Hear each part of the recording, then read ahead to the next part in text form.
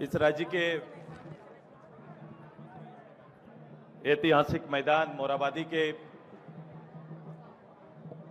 इस वीर साहबा की इस धरती में इस राज्य की राजधानी और राजधानी के इस चुनावी मैदान में हमारे एनडीए के प्रत्याशी आदरणीय संजय सेठ जी के नामांकन के पूर्व की इस सभा में श्रद्धेय आज के इस कार्यक्रम के आदरणीय अध्यक्ष मंच में हमारे साथ है हमारे प्रदेश के अतिथि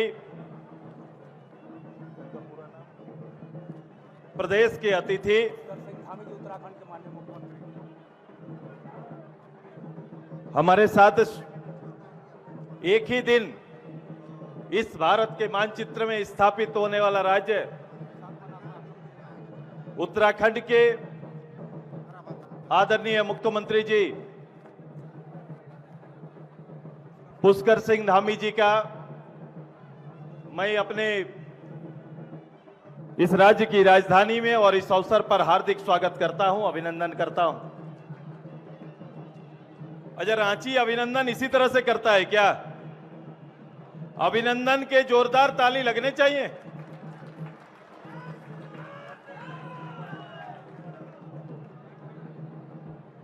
हमारे एनडीए के प्रत्याशी हमारे रांची के लोकप्रिय सांसद आदरणीय संजय सेठ जी, हम इनका हार्दिक स्वागत करते हैं, अभिनंदन करते हैं अपने विपक्ष के नेता आदरणीय अमर बावरी जी का, अभिनंदन करते हैं अपने बड़े भाई पूर्व मंत्री आदरणीय लोकप्रिय विधायक रांची सीपी सिंह जी का, मंच में हमारे बड़े भाई और राज्यसभा के सांसद आदरणीय सहयोगी दल के नेता जेडीयू के आदरणीय खीरू मातो जी, हमारे भारतीय जनता पार्टी के नेता और जनरल सेक्रेटरी और राज्यसभा के सदस्य, सबसे बेहतर समन्वय बनाने में महारत आदरणीय आदित्य साहू जी का हार्दिक स्वागत है, अभिनंदन है हमारे कांके के लोकप्रिय विधायक जी का, समरीलाल जी का, मैं पूर्व सांसद बड़े भाई अजय मारू जी का हार्दिक स्वागत है, अभिनंदन है। विजय वर्गीय साहब मेरे साथ खड़े हैं और भारतीय जनता पार्टी के सभी वर्तमान पूर्व विधायक अगर मंच में हैं, अलग अलग संगठन के पदाधिकारी, हमारे आदरणीय रांची के जिला अध्यक्ष, आजसू के जिला अध्यक्ष, आजसू के सभी केंद्रीय नेता, खासकर हरेलाल जी के साथ साथ सभी केंद्रीय नेताओं का, सभी हजारों की तादाद में आए हुए कार्यकर्ताओं का, प्रेस मीडिया के बंधुओं का आज रांची के इस हृदय स्थली में मैं अपनी ओर से स्वागत, अभिनंदन, सभी को जोहार करते हैं। एक बार एक साथ नारा, भारत माता की जय, झारखंड। आज ये लगातार भारत के सबसे बड़े पर्व में लगातार नॉमिनेशन का दौर चल रहा है, नामांकन का दौर चल रहा है।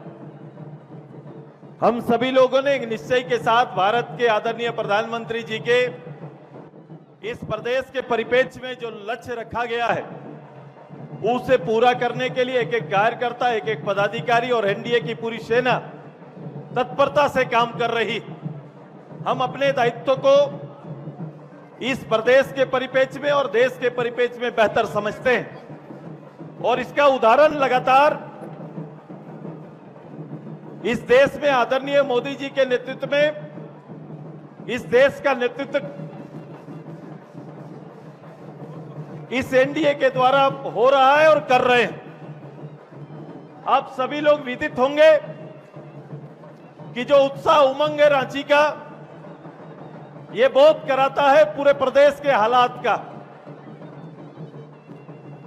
जो तो रांची के लिए है, संजय भाई हैं हमारे, और मुझे लगता है कि पिछले बार से बेहतर परिणाम रांची यहां पर देगा। इसकी तैयारी हम सब मिलकर कर रहे हैं। संजय जी किधर हैं?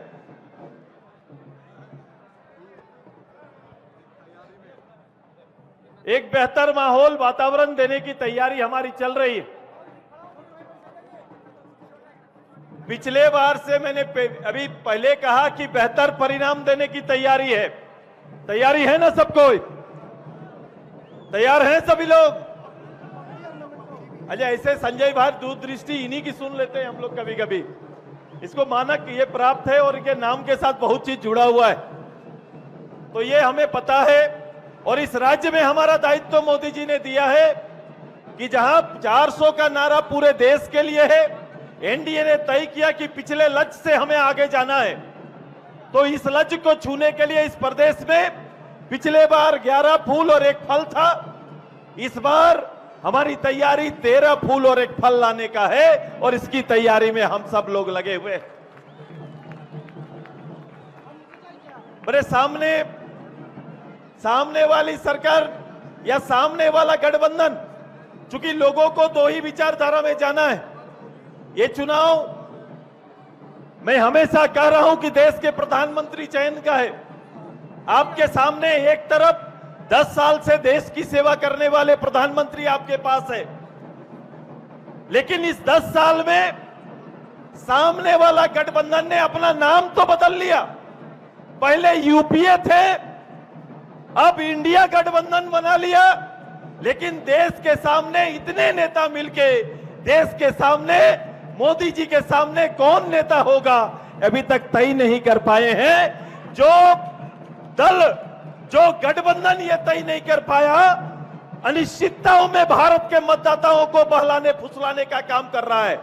जिनका दलीय रूप से अपने प्रदेश में कोई गठबंधन नहीं, जिनका मैनिफेस्टो एक नहीं, वो खड़ा होकर मोदी जी का विकल्प, ये गठबंधन खुद को बता रहा है, ये भारत के साथ और भारत के जनगण के साथ धोखा देने की तैयारी है।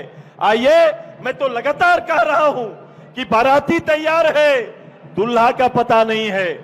बाराती तैयार है, दुल्हा का पता नहीं है, और बिना दुल्हा का बारात को द्वार लगाने की लोग तैयारी कर रहे हैं। बोलो भारत के में, और भारत की जनता ऐसी मानसिकता को पहचानती है, और केवल तुष्टीकरण के बल पर कोई राजनीति देश के अंदर करे तो ये देश स्वीकार नहीं करेगा।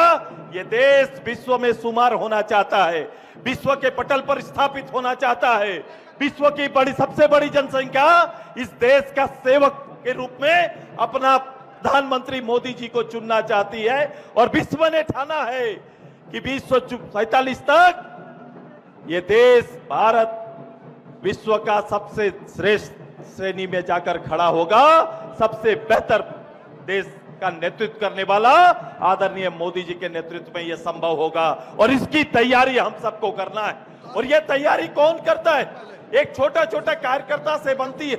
मैं हमेशा जोर देता हूं अपने छोटे कार्यकर्ताओं का। वो कार्यकर्ता पदे न छोटा होता है, लेकिन दायित्व तो पूरे गठबंधन को, संकल्प को पूरा करने का दायित्व कार्यकर्ता के कंधे पे होता है, बोझ उन्हीं के ऊपर होता है। कभी कभी हम लोग ये गलतफहमी में रहते हैं, और हम कभी कभी इसका श्रेय दे नहीं पाते हैं। ये जो भी अंतर होगा, जो भी जीत बनेगा, और जितनी बड़ी जीत बनेगी, चाहे 14 के 14 हम जीत के आएंगे, तो इसका श्रेय एनडीए के एक कार्यकर्ता को जाएगा, एनडीए के एक कार्यकर्ताओं को जाता है। क्योंकि आज जिस धूप में यह चुनाव हो रहा है, 40-44 डिग्री के आसपास है, और इसी धूप में अगर इस धूप की चुनौती को कोई स्वीकार कर रहा है, तो इस स्वीकार करने वाले आप हैं। बड़े नेताओं का मंच एक दिन सजेगा, लेकिन आपका मंच आने वाले चुनाव तक लगातार सजने का काम होगा। रोज आपका मंच सज रहा है, और गांव के पाल में बैठकर आप कहीं ना कहीं मोदी जी के नेतृत्व में जनमत तैयार करने की आपकी कोशिश रोज की रहती है। आइए, भारत की शक्ति को, एनडीए की शक्ति को अपनी ओर से धन्यवाद देते हैं, आभार व्यक्त करते हैं। परिस्थिति आप देख रहे हैं प्रदेश का, प्रदेश के हालात को नजदीक से आप देख रहे हैं। झारखंड जैसा प्रदेश अपने राजनीतिक गलतियों से, अपने प्रदेश के प्रति कमिटमेंट के अभाव से हमेशा राजनीति में शर्मसार हो रहा है। ये स्थिति आपके सामने खड़ी है। आप देखो तैयारी क्या चल रही है। एक हमारे भारतीय जनता पार्टी और आजसू के साथ ना लड़ने से परिणाम जो सामने आया, जिसे वो बहुमत कह रहे हैं, लेकिन आज के दिन में हमारी तैयारी इसी पार्लियामेंट के साथ साथ असेंबली की भी तैयारी हम प्रारंभ करेंगे। ये हमारा सबका दायित्व है। और दायित्व ये भी है कि जिस परिस्थिति में आया हो, लेकिन राजनीतिक मौलिकता को झारखंड मुक्ति मोर्चा और कांग्रेस ने छोड़ दिया है। इसकी मौलिक आवश्यकता उसकी कभी भी प्राथमिकता नहीं है। इसीलिए जो प्रदेश के नेता चुन के आते हैं, उसे राज्य के लोगों का ख्याल नहीं, बल्कि अपने और अपने परिवार का ख्याल ज्यादा आता है और अपने प्रॉपर्टी पर सबसे ज्यादा केंद्रित हो जाते हैं। जो झारखंड की जनता, उनको प्रॉपर्टी नजर नहीं आती है, उनके सामने आने वाला एक गलत रास्ते और गलत निर्णय से आने वाला कोष ही उसका निजी कोष होता है। आज देखो राजनीति में पदार्पण कैसे होता है। राजनीति में पदार्पण और उनके घर में जन्म लेने वाला या परिवार का कोई भी सदस्य केवल मुख्यमंत्री होगा। जैसे भारत में मैंने कहा कि गांधी परिवार में जन्म लेने वाला भारत के अंदर में केवल प्रधानमंत्री जन्म लेते हैं, केवल प्रधानमंत्री के रूप में ही उनका जन्म होता है। ये परिपाटी लोकतंत्र में स्वीकार नहीं है। ये लोकतंत्र की परिभाषा और परिपाटी कभी नहीं हो सकती है।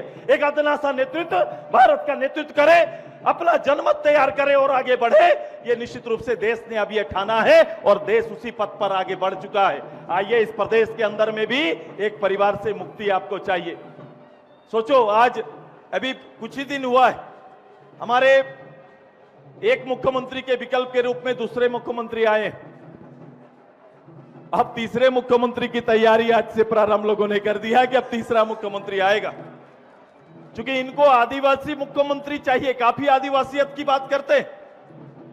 इनको आदिवासी मुख्यमंत्री चाहिए, होना चाहिए, लेकिन होना इस शर्त पर चाहिए कि उसी के घर से होना चाहिए, नहीं तो स्वीकार नहीं होगा। इतनी बड़ी आबादी में दूसरा चॉइस उनको अच्छा नहीं लगता। इतने बड़े नेता, इतने समय से लोकतांत्रिक नेतृत्व करने वाले विधायक कितने बार रहे, वो दादा को अब विदाई देने की तैयारी हो रही है। चंपईदा का विदाई देने की तैयारी प्रारंभ इन्होंने कर दिया है। वो इसलिए चूंकि राजनीति में, झारखंड मुक्ति मोर्चा में आपके अनुभव का कोई जगह नहीं, आपके समर और समर्पण का कोई जगह नहीं, बल्कि उस परिवार का सदस्य की शुरुआत लोग करना चाहते हैं। क्योंकि उस परिवार से जो आएगा वही आज गद्दी ठानेगा और फिर उनकी विदाई देने की तैयारी कर रहे हैं। यह परिभाषा है झारखंड मुक्ति मोर्चा का। और कांग्रेस की परिभाषा अपनी जगह पर है। कांग्रेस तुष्टीकरण से बाहर निकल नहीं सकता और तुष्टीकरण वाले लोगों से हमारा आग्रह है कि समय आ गया है, इसके तुष्टीकरण से बाहर निकलिए और अपने वजूद की राजनीति प्रदेश में प्रारंभ करिए। सुदेश महतो आप लोगों से अपील करने के लिए आया। अच्छा, संजय जी कहां है? संजय जी कहां है? मैं खोज रहा हूं भाई।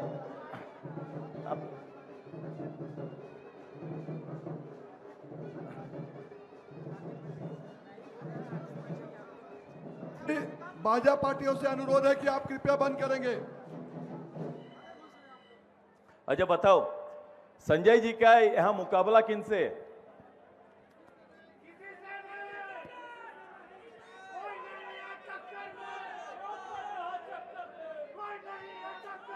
अच्छा आप सभी मेरे हजारों की हजार में आए एनडीए के कार्यकर्ता, आपको केवल इस चिलचिलाती धूप में संजय जी का नामांकन भी करना है कि उनका एक सेना और सैनिक के रूप में एनडीए का काम करना है?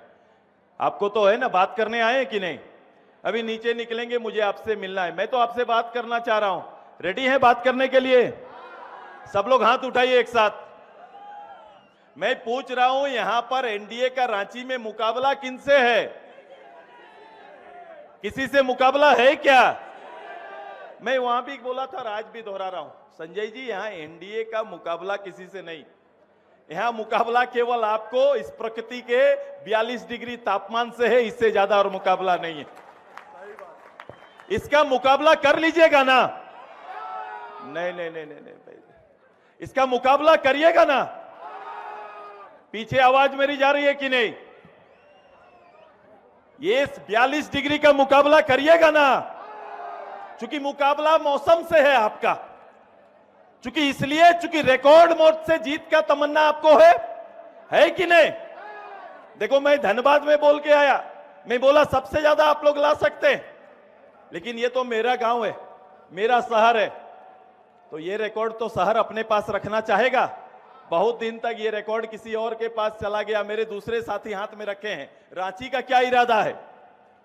ये जीत का आंकड़ा बड़ा करना चाहते हैं, सबसे बड़ा करना चाहते हैं। आवाज आना चाहिए। सबसे बड़ा करना चाहते हैं तो इस 42-43 डिग्री से मुकाबला के लिए तैयार हो जाइए और वोट के प्रतिशत को बढ़ाना पड़ेगा। शहर के अंदर रहने वाले, शहर के में हमें अपार्टमेंट को गांव बोलता हूं। मैंने बोला कि भाई मेरे वोटर तो गांव में, मेरे वोटर तो शहर में, सब जगह हमारे वोटर हैं, हम वो काम कर सकते हैं। लेकिन इसकी प्रतिशत जब तक 70-80% शहर में वोट नहीं होगा, आप जीत सकते हैं, आप जीतते नहीं है। चाहत है कि नहीं? सबसे बड़ा आंकड़ा लाने का चाहत है कि नहीं? बताओ। गांव में 70-80-90% वोट हो जाता है, लेकिन शहर में 45-50% वोट होता है। सब एनडीए के वोटर निकल के अपना वोट करिए और इस बार राजधानी है तो राजधानी होने का सबूत दे दीजिए कि हम लोग खड़ा होकर 25 तारीख को ऐतिहासिक वोट एनडीए के पक्ष में करेंगे। ये अपील करने के लिए आए। ऐसा होगा? ऐसा होगा? ऐसा होगा? करेंगे ऐसा? तो एक बार हाथ उठाइए सबको और अपने लिए ताली बजाइए। ये कीर्तिमान आपका, अपने लिए। मैं आपके साथ हूं, संजय जी आपके साथ है, भाजपा और आजसू की पूरी टीम आपके साथ है। आइए, ये मौसम बदल रहा है, समा बदलेगा, राजनीति करवट लेंगे, दिल्ली और राज दोनों एक साथ लेंगे। इसकी तैयारी हम लोग सब प्रारंभ करेंगे। यही कहकर अपनी बात को अंत करते हैं। मैं फिर से अपने बीच में धामी जी का अपने प्रदेश में हार्दिक स्वागत करते हैं। चूंकि एक साथ सफर प्रारंभ किए हैं, आज कहीं ना कहीं धामी जी हमारे अतिथि हैं। ये सांस्कृतिक राजधानी, ये प्राकृतिक राजधानी, ये पहाड़ियों पर बैठा उस प्रदेश और ये धरातल में एक चट्टान के ऊपर खड़ा ये प्रदेश, पहाड़ियों 70% हमारा क्षेत्र वन संपदा से घिरा हुआ है। परिवेश में थोड़ा अंतर है, लेकिन हम सांस्कृतिक रूप से धनी हैं, आर्थिक रूप से प्रकृति का दिया शक्ति है। इस शक्ति का आपके जीवन में उपयोग करके आपके जीवन स्तर को बदलना इस वोट का कीमत है और इसी वोट के कीमत को हम सब एक दायित्ववान राजनेता के रूप में निभाएंगे। यही कहते हुए अपनी बात को अंत करते हैं। आदरणीय संजय जी का बहुत बहुत धन्यवाद। और इनके आज इनका हम लोग नामांकन करेंगे और नामांकन के साथ जो मैंने संकल्प लिया उसको पूरा करेंगे। बहुत बहुत धन्यवाद, बहुत बहुत आभार। सभी को जोहार।